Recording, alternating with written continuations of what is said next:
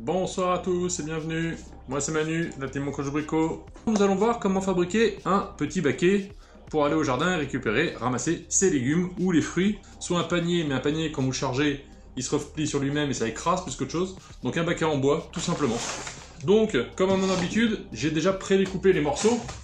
Alors, moi je vais vous proposer une forme de baquet. Il existe plusieurs formes de baquet. Moi je vais vous faire un baquet traditionnel parce que c'est plutôt, ça s'adresse surtout aux personnes débutantes, les non-initiés. Donc on va pas partir sur des choses trop compliquées avec des coupes en biseau et autres.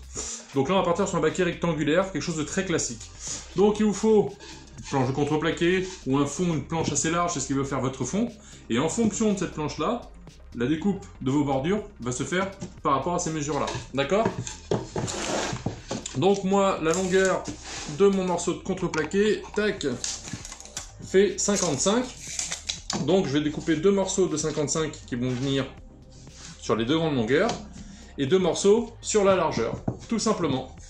Donc, hop, mes morceaux étant déjà découpés, donc ce que j'ai fait, favoriser des lattes de... Alors ça, là c'est la latte de coffrage, hein, le bois pareil, pas cher, qu'on peut avoir à la suite d'un chantier, ou voilà, quand on va avoir un petit peu de bois. C'est vraiment des lames qui coûtent pas très très cher, c'est vraiment le bois basique, mais qui passe partout pour bricoler, c'est quand même très très pratique. Donc, ce que j'ai fait, c'est que là, j'en ai découpé deux. Hop, je vais me mettre ça là à la longueur de mon contreplaqué, qui va me permettre de faire exactement ma longueur. Pareil pour le deuxième. Hop là.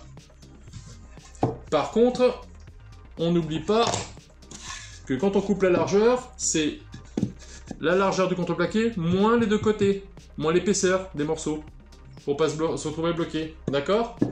Donc là, ce que je vais faire, c'est que je vais les assembler sans le fond, et après je viendrai plaquer le fond par-dessous. Allez, c'est parti.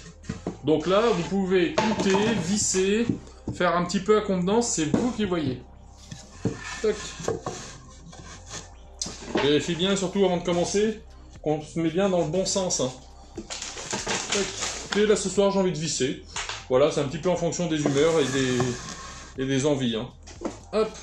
Donc notre amie la visseuse, qui pour le coup est quand même très pratique, ça évite de vibrer de partout.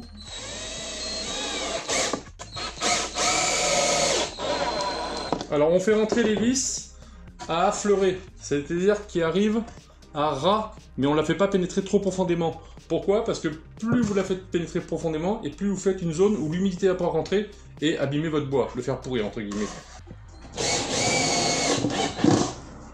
Tac. Hop là.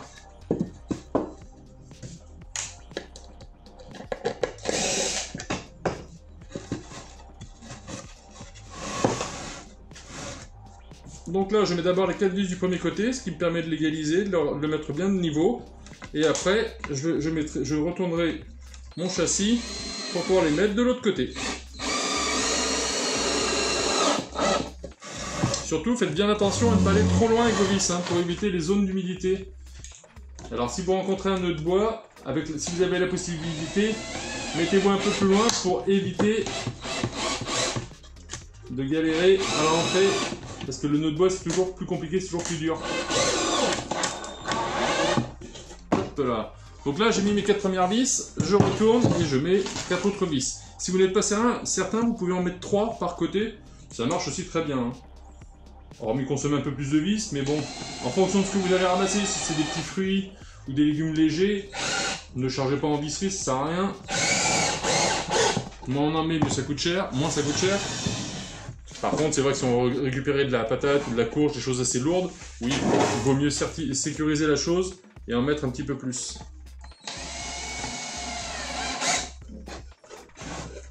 Donc là, aucune problématique et aucun danger. Donc au niveau sécurité, si vous avez peur de vous mettre des échardes, vous pouvez mettre une paire de gants. Ça, moi j'ai de la corde sur les doigts, donc...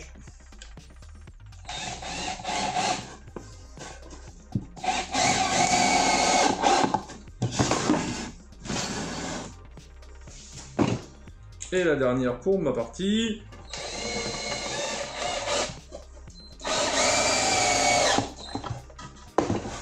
Tac là. Donc voilà. 2 vis par côté, vous pouvez en rajouter une troisième si vous voulez au niveau sécurité. Une fois que j'ai fait ça, je retourne parce que c'est la partie pour moi la moins belle. Je viens plaquer mon contreplaqué et là je vais venir le visser par-dessous, tout simplement.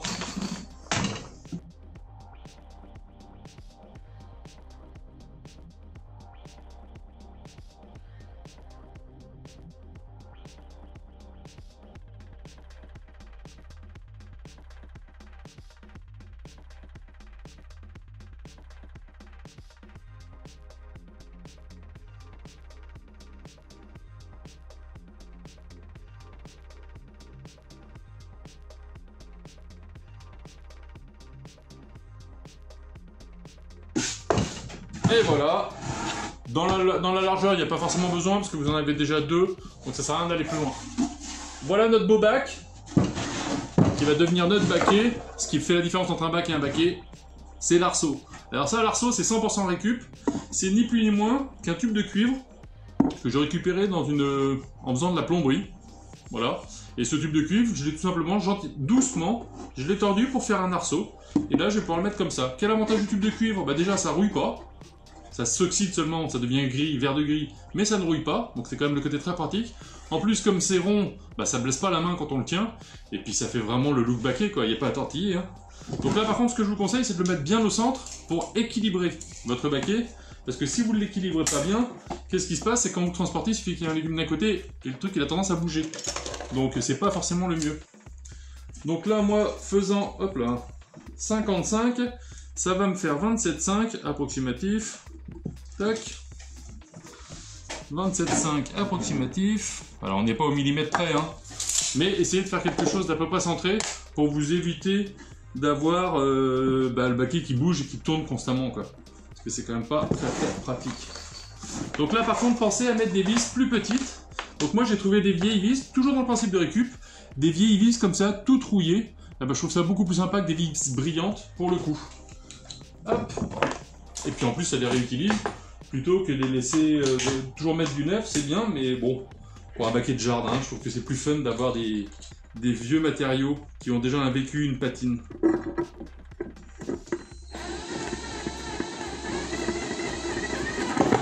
Hop là.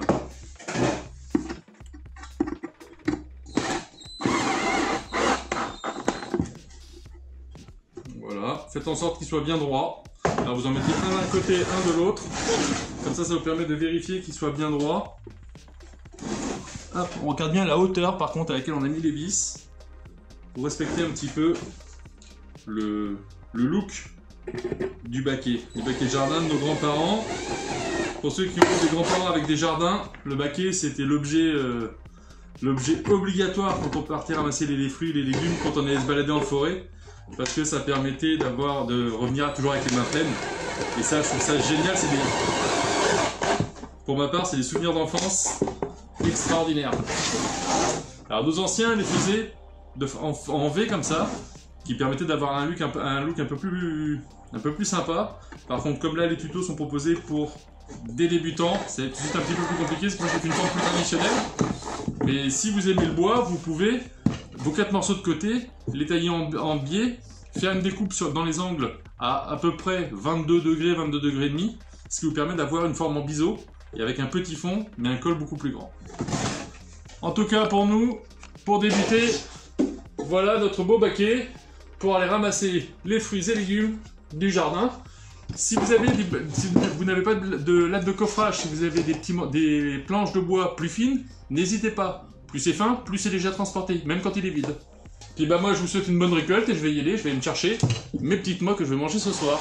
Ah ciao ciao les petits clous!